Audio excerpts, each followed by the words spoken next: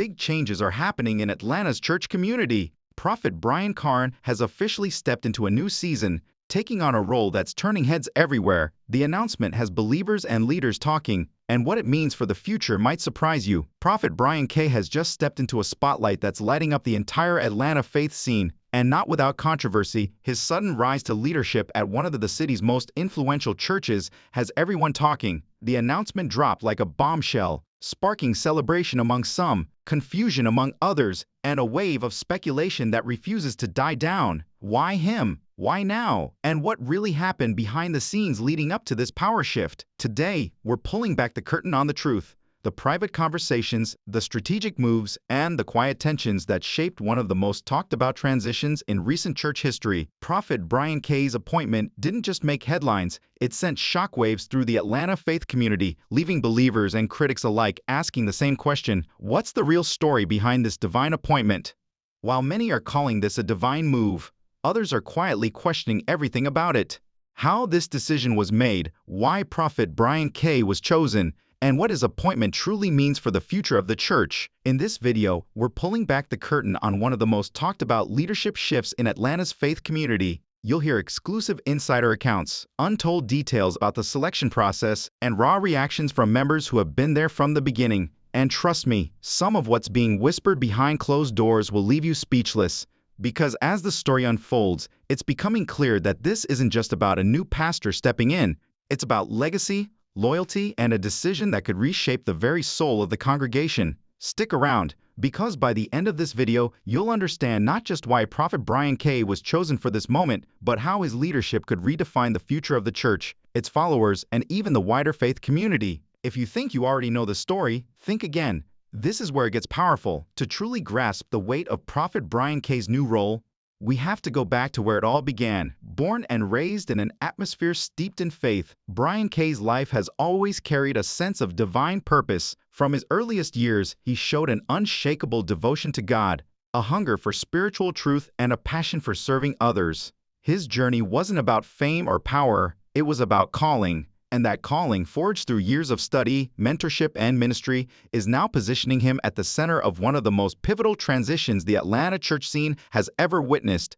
From humble beginnings, Prophet Brian K.'s journey started with a fire that couldn't be ignored. As a young preacher, his voice carried a rare power, the kind that didn't just speak to people but through them. His words resonated deeply, blending wisdom, emotion, and conviction in a way that left entire congregations silent one moment and shouting, "Amen," the next. Over time, that spark became a movement. Brian K.'s passionate sermons, grounded in scripture yet alive with real-world truth, built him a reputation as one of the most dynamic voices of his generation. He didn't just preach faith, he embodied it. His teachings offered both healing and challenge, comfort and conviction, drawing believers from every walk of life. And soon, his message grew beyond the pulpit. Through television broadcasts, digital ministries, and nationwide appearances, Prophet Brian K. became more than a local leader. He became a national force, a guiding voice for those seeking direction in a complicated world. He was able to build a devoted following and gain the respect of other religious leaders, thanks to his prominence and influence. Brian K.'s distinct approach to ministering is what makes him stand out. Whether speaking to young adults, families, or elderly members of the congregation, he is renowned for fusing classic biblical principles with modern concerns to provide messages that speak to a broad range of believers. He is a flexible and successful leader because of his capacity to modify his message while maintaining its biblical foundation. According to insiders, K's ascent was not without difficulties. Managing intricate organizational systems, societal expectations, and occasionally doubt from detractors are all part of leading a ministry, but his unwavering commitment, moral character, and spiritual integrity enabled him to overcome challenges, giving him the chance to coach other pastors, attend national conferences, and ultimately establish himself as a strong contender for leadership in one of Atlanta's most significant churches. This is when things start to get interesting. Brian K's selection is viewed as both strategic and somewhat unexpected, even though many people expected leadership succession in well-known churches to follow conventional patterns. In addition to showcasing his abilities, his selection shows a vision for the church's future that strikes a balance between tradition and modern relevance. Both insiders and followers are interested in how he will lead the congregation, and what innovations or improvements he might bring about. This history helps to explain why his appointment has sparked so much discussion and conjecture. However, his ascent is not the end of the tale. The true interest starts with what follows and how the church responds to his leadership. The local and national religious world was shocked, intrigued, and excited when it was revealed that Prophet Brian Carn would be the heir to one of Atlanta's most well-known churches. Although the church has a long history of having capable pastors, Carn's appointment was a major turning point for the congregation as well as for Atlanta's religious scene as a whole. Churchgoers, media representatives, and influential members of the religious community attended a special ceremony where the news was formally announced. Insiders claim that, in order to retain the dignity of the transfer and guarantee transparency, the leadership meticulously planned the announcement. Senior leaders highlighted Carn's spiritual credentials, leadership track record, and commitment to the church's mission at the service. Members of the congregation had a range of immediate responses. The choice was warmly welcomed by several who praised Carn's dynamic preaching style, his extensive scriptural knowledge, and his shown ability to engage the crowd. His appointment, in the opinion of many supporters, marks a new era that will infuse the church's outreach and programmatic efforts with new vitality, creativity, and vision. Others, though, were hesitant and worried. Longtime members who had become used to the previous leadership questioned Carn's ability to preserve long-standing customs, keep the spiritual tone they cherished, and deal with the demands of a sizable, multicultural congregation. With hashtags, comments, and shared postings displaying a blend of hope, curiosity, and cautious skepticism, social media swiftly developed into a focal point for conversation. According to insiders, there were disagreements about the succession's public presentation and timing even among the church's leadership. In order to convey confidence and decisiveness, some argued for a more gradual shift, while others pushed for a statement right away. In the end, the agreement struck a balance between the two viewpoints, indicating the church's dedication to both stability and advancement. This is where everyone is chatting. According to some sources, the succession was impacted not just by Carn's abilities and reputation, but also by unseen elements like demographic concerns, the need to appeal to a younger generation of worshipers, and long-term planning for the church's expansion. Although these elements were not made public, insiders suggest that they were crucial in the choice, which complicated what may have appeared to be a simple shift in leadership. The first few weeks were marked by increased attention after the news. The story was widely covered by the local media, which focused on Carn's sermons, commitment in the community, and prior accomplishments. Congregants, meantime, coordinated prayer gatherings, welcome parties, and internet campaigns to show solidarity and support. Understanding how the congregation and community would react in the months to follow was made possible by this period of transition, which exposed the delicate balance between excitement and an expectation surrounding a high-profile succession adhered to. Here's the cliffhanger, though. Although the majority of responses were encouraging or cautiously hopeful, there were hints of disagreements and worries that haven't fully come to the surface. There are still unanswered questions regarding possible changes to church policies, outreach tactics,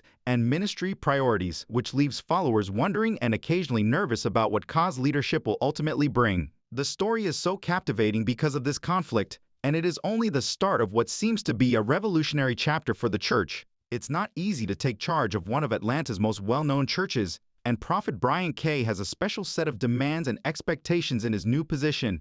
Although there has been excitement surrounding his appointment, there has also been a great deal of responsibility, criticism, and pressure to uphold the church's heritage while simultaneously establishing a new vision. Navigating the congregation's varied expectations is one of the current difficulties.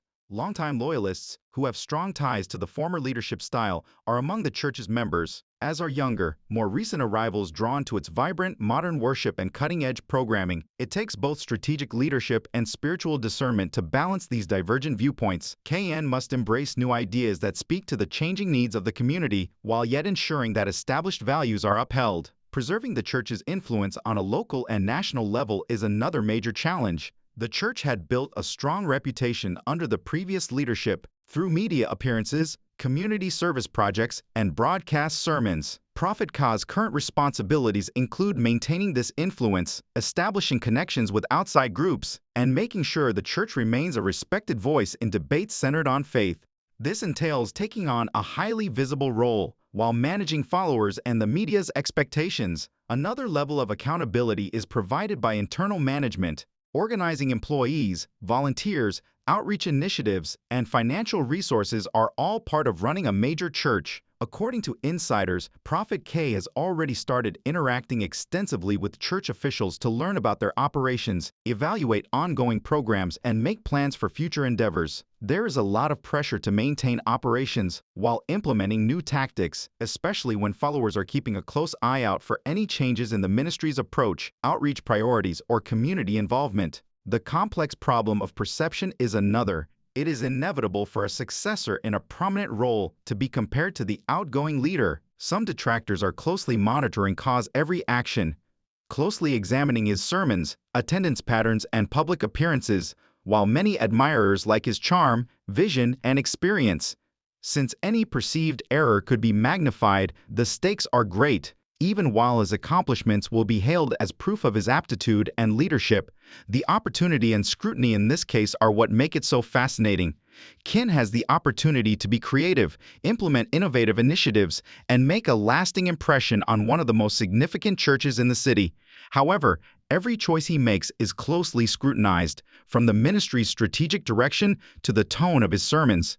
It's difficult to strike a balance between creativity and tradition, authority and modesty, and visibility and secrecy.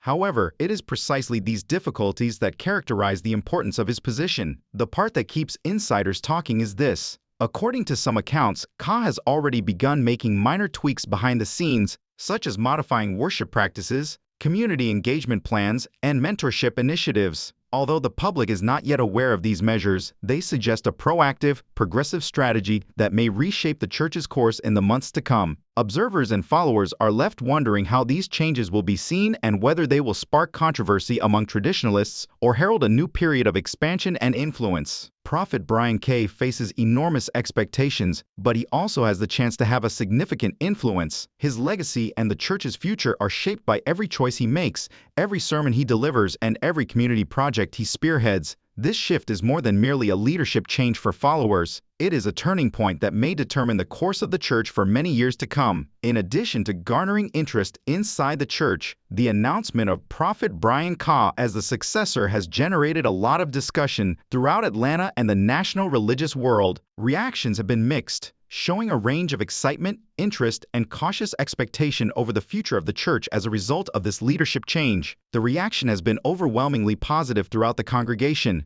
Many seasoned members have voiced hope, praising Kin's leadership background, spiritual depth, and capacity to interact with a variety of groups. His selection, in their opinion, is a continuation of the church's mission that has the capacity to infuse new life while upholding the fundamental principles that have characterized the congregation for many years. To show solidarity and support for one another, a number of church committees plan celebration services, prayer circles, and welcome events. Congregants express their enthusiasm for potential new projects and activities that K might undertake, including as improved outreach to the community, youth mentoring programs, and creative worship experiences. However, several members have voiced their worries, especially over possible changes in ministry style. According to insider reports, some members of the congregation are concerned about striking a balance between the church's customs and the modern methods KI is known for. There are concerns about how he would maintain the church's reputation, oversee established practices, and incorporate new tactics without upsetting devoted members. These worries draw attention to the delicate process of change in well-known ministries, where each modification is carefully examined and evaluated in light of the demands of a devoted and varied audience. Reactions outside of the church have been heightened by social media. The trending hashtag among followers was a celebration of Ka's appointment. Supporters lauded his record, spiritual authenticity, and dynamic preaching, while online Christian communities and discussion forums disputed the succession's ramifications. Critics examined his public image, prior ministry experiences, and methodology. The appointment has evolved into a larger discussion about leadership, tradition, and innovation in modern Christian missions. As a result of this internet debate, interest has been further stoked by media coverage. Stories regarding Ka's appointment, his background, and the church's history have appeared in local news sources, religious journals, and online sites. Congregants and insider interviews showed a range of viewpoints, from unwavering admiration to careful concern, illustrating the complex nature of such a big change in leadership. The incident was also presented by the national media as a significant advancement in the larger context of American Christianity, highlighting the church's power and influence. The participation of the younger worshipers is what makes this more fascinating. Ka is seen as a link between tradition and innovation by many new members who join the church. Because of its vibrant programming and contemporary worship style, their encouragement has been clear and loud, especially on social media, where they post sermon snippets, showcase his prior ministry successes, and show their enthusiasm for the new course under his management. This dynamic highlights a larger trend in Christian groups, where leaders need to strike a balance between their legacy and the changing demands of an audience that is more engaged through digital means. The bit that has everyone talking is right here.